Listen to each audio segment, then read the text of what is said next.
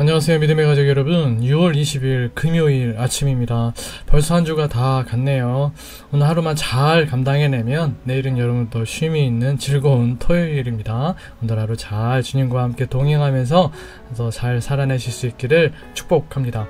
오늘은 여러분들과 함께 역대상 21장 1절에서 17절 말씀을 함께 묵상하면서 말씀의 은혜와 또 교훈 도전을 삼아 보려고 합니다.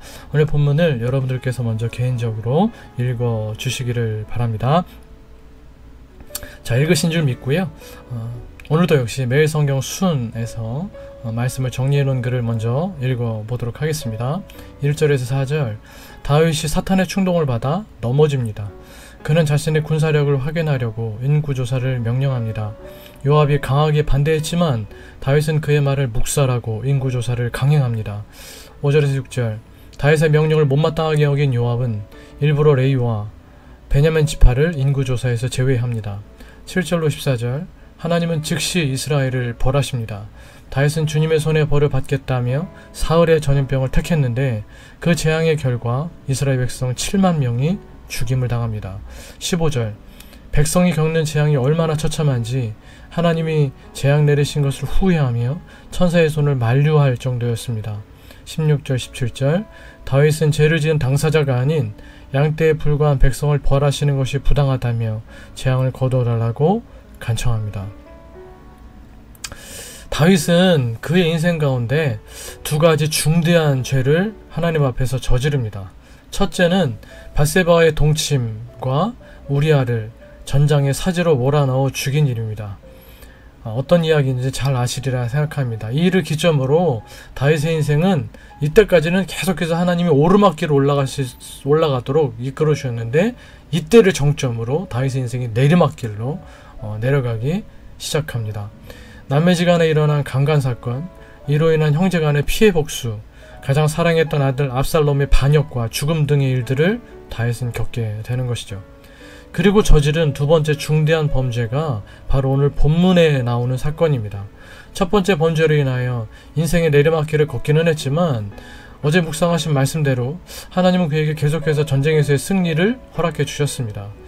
그래서 그랬던 것이었는지는 모르겠는데 그의 마음속에서 교만이 싹트기 시작하였고 사탄이 다윗을 충동하여 인구조사, 특히 전쟁에 나갈 만한 인구를 계수하게 합니다.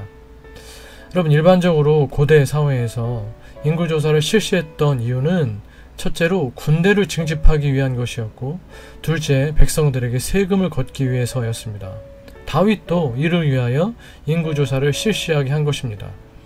다른 나라에서 했던 일들을 그냥 그대로 한 것이라고 볼 수도 있는데 이게 문제가 되었던 이유는, 다시 말해서 이것이 여호와 하나님 보시기에 좋지 않았던 이유는 군사를 징집하는 것은 여호와 하나님을 의지하는 것이 아니라 군사 숫자에 의지하여 전쟁을 하려는 것이었기 때문이고 세금을 많이 걷는 것은 은금을 많이 쌓기 위한 것이었기 때문이었습니다. 목적이 잘못되었다는 것이죠. 결론적으로 이 인구조사는 다윗 자신이 온 이스라엘의 왕임을 증명하고 싶은 마음, 자신이 얼마나 큰 업적을 이루었는지 확인하고 싶은 마음, 그것을 대내외적으로 과시하고 싶은 마음 때문이었습니다. 그러나 이것은 이스라엘의 진정한 왕이신 하나님의 통치권에 대한 도전이었고 교만이었습니다. 사탄은 선악을 알게 하는 지식의 나무의 열매를 먹으면 하나님처럼 될 수 있다는 욕망을 아담과 하와에게 심어주고 그들의 마음을 부추겨 범죄하게 만들었던 그 일을 역사 내내 멈추지 않고 또 다윗에게도 같은 유혹으로 부추기고 있는 것입니다. 사랑하는 성도 여러분, 사탄은 오늘 우리에게도 같은 유혹을 하고 있습니다. 사탄은 항상 우리에게 더 많은 권세와 재물을 갖도록 유혹하고 있으며 그것이 우리의 힘이고 능력이며 최고의 가치라고 여전히 우리를 속이고 올무를 씌우고 놓아주지 않고 있습니다. 오늘도 오는 사자와 같이 두루다니며 삼킬 자를 찾고 있는 것입니다. 세상 사람들만이 아니죠. 기복주의, 물질주의, 또 교권주의에 물든 이 시대의 교회들과 교인들을 볼 때 하나님의 백성들조차 마귀의 이 올무에서 잘 벗어나지 못하고 있음을 보게 되는 것입니다. 그렇다면 우리는 아닌가요? 사랑하는 믿음의 가족 여러분, 오늘 우리에게도 계속되고 있는 이 유혹을 끊어내기 쉽지 않은 마귀의 올무를 말씀의 능력으로, 기도의 능력으로 잘 끊어내시고 이겨내시기를 소망합니다. 권세와 재물이 최고의 가치이고 최고의 신인 이 시대 가운데에서 오직 하나님 한 분만으로 충분하며 하나님만 계시면 두려울 것 없다는 중심의 고백으로 살아가실 수 있는 저 여러분 되시기를 주님의 이름으로 간절히 소망합니다. 사탄의 충동에 넘어간 다윗은 요압의 반대에도 불구하고 이 일을 강행시킵니다. 2절에 브엘세바부터 단까지 라는 표현은 온 이스라엘을 말하는 표현입니다. 브엘세바가 이스라엘의 가장 남단이고 단이 이스라엘의 가장 북단이거든요. 우리식으로 표현하면 할라에서 백두까지 정도로 표현할 수 있겠습니다. 3절, 요압은 인구조사가 군대와 세금을 더 얻기 위한 것임을 분명히 알고 있었습니다.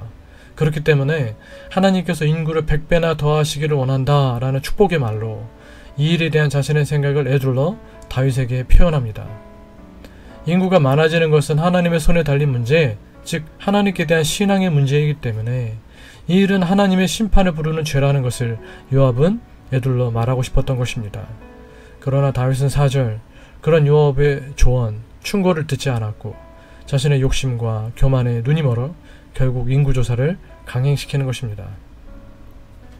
사랑하는 성도 여러분, 우리가 잘못된 길을 가려야 할 때, 우리가 죄의 길을 가려야 할 때 하나님은 여러 방법으로 우리를 막으시고 우리를 깨닫게 해주시려 하십니다. 성령 하나님의 내적인 음성, 우리 마음속에서 들려오는 음성, 또 말씀 묵상을 통한 깨달음, 목회자의 설교, 주변 사람들의 만류, 상황의 변화 등등등 하나님은 참 여러가지 방법으로 우리를 붙잡아 주시려 하십니다. 우리는 그런 하나님의 음성을 들을 수 있어야 하고 순종할 수 있어야 합니다. 하나님이 멈추라 하시면 멈추고 가라고 하시면 갈 수 있어야 합니다. 늘 하나님의 음성에 민감하게 반응하며 그 음성에 순종함으로 살아갈 수 있어야 되는 것입니다. 저 여러분들이 그런 하나님의 백성들 될 수 있기를 바랍니다. 하나님이 가라 하시면 가고 멈추라고 하시면 멈출 수 있는 사람들, 하나님의 음성에 민감하게 반응하며 순종으로 살아갈 수 있는 우리 모두가 되실 수 있기를 주님의 이름으로 간절히 축원해 드리겠습니다. 다윗이 이 범죄로 인하여 하나님은 이스라엘을 치십니다. 7절, 하나님이 이를 악하게 여기사 이스라엘을 치심에. 여기서 치셨다는 것은 이스라엘에 어떤 재앙을 내리셨다라는 뜻인데 7절에서는 그것이 무엇인지 자세히 언급되고 있지는 않습니다. 다만 하나님께서 내리신 이 재앙을 보고 다윗이 그제서야 자신의 행동이 하나님의 진노를 부른 죄라는 것을 깨달았고 하나님께서 자신의 어리석음과 죄를 자백하며 하나님께 자신의 어리석음과 죄를 자백하며 용서를 구합니다. 8절, 다윗이 하나님께 아뢰되 내가 이 일을 행함으로 큰 죄를 범하였나이다. 이제 간구가 없나니 종의 죄를 용서하여 주옵소서. 내가 심히 미련하게 행하였나이다. 하나님은 이렇게 죄를 인정하며 회개하는 다윗에게 선견자 갓을 보내셔서 세 가지 재앙 중 하나를 택하도록 하게 하십니다. 3년 기간, 다윗 자신이 3달 동안 적군의 칼에 쫓기는 것, 그리고 3일 동안 이스라엘 전역을 파괴할 극심한 전염병. 신하들에게 불의한 명령을 내렸던 다윗은 이제 피할 수 없는 하나님의 준엄한 명령을 듣고 받들어야 했습니다. 하나님은 그동안 자신이 경험한 하나님의 자비하심을 다윗은 그동안 자신이 경험한 하나님의 자비하심을 의지하여 하나님 손에 빠지기를 원한다고 말하며 3일 동안의 전염병을 선택합니다. 다윗은 하나님은 자비로우신 분이시기 때문에 설마 극심한 전염병은 보내시지 않으실 것이라고 생각했던 것 같습니다. 하지만 하나님은 죄에 대해 철저하신 분이셨고 다윗의 예상과는 달리 전염병으로 백성 7만 명이 죽어갔습니다. 그의 죄와 잘못된 재앙 선택으로 인하여 왕으로서 자신의 백성을 지켜내지 못하고 7만 명이나 되는 엄청난 수의 백성을 죽이고 남은 가족들을 고통으로 몰아넣은 무능하고 잔인한 왕이 되어버리고 만 것입니다. 한 사람의 리더가 얼마나 큰 역할을 할 수 있는지, 좋은 쪽이든 나쁜 쪽이든 얼마나 큰 역할을 할 수 있는지를 우리는 목도할 수 있는 것이죠. 이를 통해 하나님은 이스라엘의 진정한 주권자가 누구인지, 진짜 왕이 누구인지, 이스라엘이 과연 누구의 백성인지를 분명히 깨닫게 하시는 것입니다. 결국 이스라엘의 진정한 왕이신 하나님께서 자비를 베푸심으로 비록 7만 명이나 죽었지만 이 정도로 재앙이 마무리가 되게 됩니다. 예루살렘 전체를 멸망시킬 작정으로 천사를 보내셨지만 많은 백성들의 죽음에 대해 마음 아파하시고 그 마음을 돌이키셔서 재앙을 멈추게 하시는 것입니다. 하나님의 이 명령으로 하나님께서 보내신 천사는 여부스 사람 오르난의 타작마당 곁에서 재앙을 멈춥니다. 다윗도 여호와의 사자가 칼을 빼들고 예루살렘을 향하여 손을 들고 있는 모습을 보면서 하나님께서 예루살렘을 완전히 멸망시키실 수도 있다는 것을 깨닫고 백성의 장로들과 함께 굵은 베옷을 입고 여호와 하나님 앞에 엎드려 회개합니다. 16절 17절 다윗은 자신이 죄를 지었으니 자신과 자신의 집을 치시고 백성들에게는 재앙을 내리지 말라고 애원합니다. 이제야 다윗은 자신이 저지른 잘못이 무엇인지 제대로 깨닫고 올바른 답을 내놓은 것입니다. 이스라엘의 왕은 백성을 희생시키는 존재가 아닙니다. 오히려 백성을 보호해야 할 의무가 있는 존재입니다. 이스라엘 백성은 자신의 백성이 아니라 하나님의 백성이기 때문입니다. 하나님은 하나님 자신의 자비하심과 다윗의 이 진정한 회개를 들으시고 진노의 손을 완전히 거두십니다. 진노 중에도 긍휼을 잊지 않으신 것입니다. 하나님의 긍휼이 다윗을 더 깊은 참회의 자리로 이끌었고 베들레헴에 있는 우물의 물을 떠왔던 자신의 부하들을 아꼈던 그의 목자의 마음까지 되찾게 하였습니다. 사랑하는 성도 여러분, 우리도 인생을 살다 보면 하나님께서 드시는 회초리를 경험할 때가 있습니다. 쓰디쓴 징계를 경험할 때가 분명히 있습니다. 그 시간들이 결코 쉽지 않습니다. 그러나 그 하나님의 회초리, 쓰디쓴 징계 속에서 우리는 우리 자신을 낮추고 회개하고 하나님의 사람으로 우리를 새롭게 빚어가시는 주님의 손길을 바라볼 수 있어야 되겠습니다. 진노 중에라도 긍휼을 잊지 않으시는 하나님의 그 마음을 우리는 바라볼 수 있어야 되겠습니다. 또 한 가지, 매일 성경 수훈에 보면 이런 글이 있습니다. 신실했던 다윗은 한순간 방심하여 자신의 힘을 확인하고 과시하려는 유혹에 빠집니다. 이스라엘 백성을 무너뜨리려고 호시탐탐 노리던 사탄이 그 틈을 놓칠 리 없습니다. 공동체를 분열시키고 무너뜨리려는 사탄에게 기회를 주어서는 안 됩니다. 다툼과 시기와 교만이 틈타지 않도록 우리의 마음을 지킵시다. 사랑 믿음의 가족 여러분, 우리 더 넘치는 교회 하나님 은혜 가운데 우리가 1년 조금 더 되도록 하나님 안에서 아름다운 사랑으로 잘 연합되어 왔고 함께 한마음으로 하나님의 교회 공동체를 잘 세워오고 있습니다.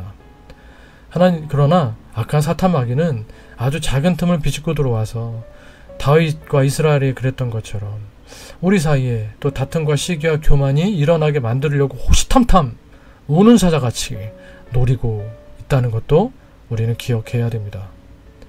여러분, 우리가 언제나 우리 마음과 생각을 잘 지켜서 이런 사탄이 노리는 대로 우리가 놀아나지 않도록, 우리 공동체를 분열시키고 무너뜨리려는 사탄에게 기회를 주지 않도록, 우리 안에 다툼과 시기와 교만이 일어나지 않도록 서로를 향하여 늘 자비의 마음, 사랑의 마음, 또 품는 마음, 받아들이는 마음, 또 잘 듣는 귀, 이런 것들로 성령께서 하나 되게 하신 것을 힘써 지키는 우리 교회 공동체가 되고 예수님의 몸된 지체들이 되어야 할 것입니다.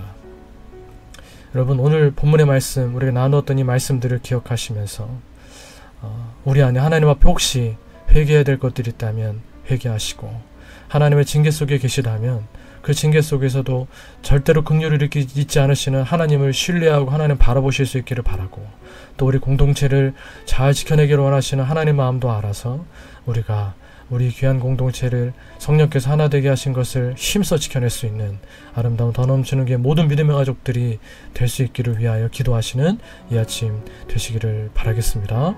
우리 함께 기도하시겠습니다.